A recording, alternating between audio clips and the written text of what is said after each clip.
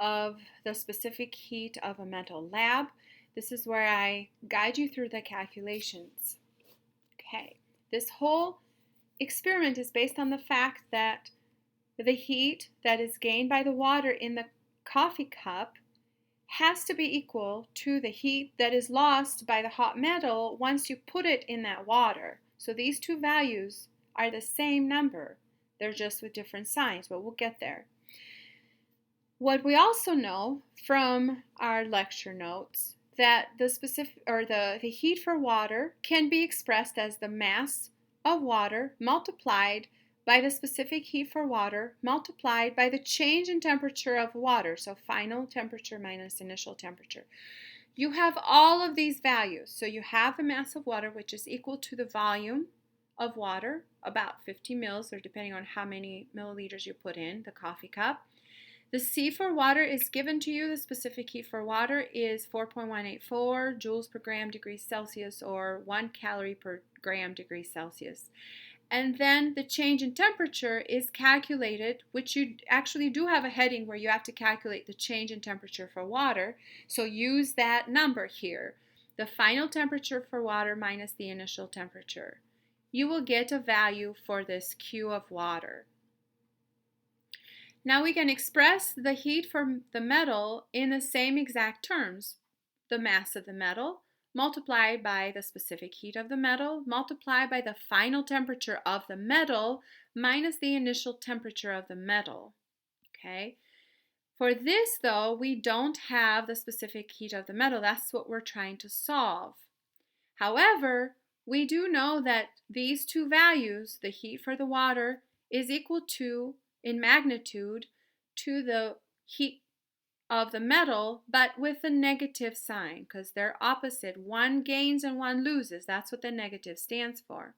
So then I can take this Q of metal and I can substitute it with the minus Q of water and set it equal to this whole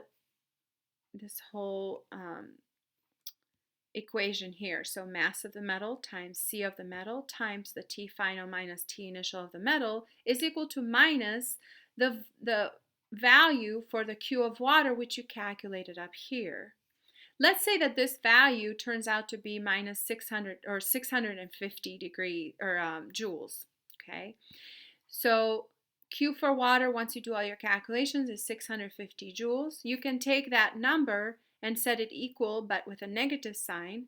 So minus 650 is equal to the mass of the metal, which you have, multiplied with the specific heat of the metal, which you don't know.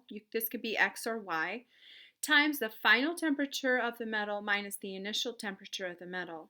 The final temperature of the metal is the same as the water's because they end up, once you put that metal in the water that's in the cup, eventually they will reach the same temperature, and that's the final temperature for both the water and the metal. The initial temperature of the metal, though, is the boiling water temperature because you had it in that boiling water in the pot. This will be about 100 degrees Celsius, give or take a degree or half a degree. So it could be 99, it could be 101, etc., 100.5, so around 100 degrees. So then this change in temperature will be a negative value, but because you have a negative here, that should take care of the negative change in temperature. Now that you have all the values except for C, all you have to do is divide the Q of water by the mass of the metal and this negative change in temperature so that the negative signs cancel out, and you should have the value for the specific heat of the metal. Hint, the specific heat of the metal will not be a negative value, so make sure you keep track of those signs, and it should be smaller than 1. Most specific heats of metals are actually pretty small, so they're less than 1. So make sure that you do the calculations correctly.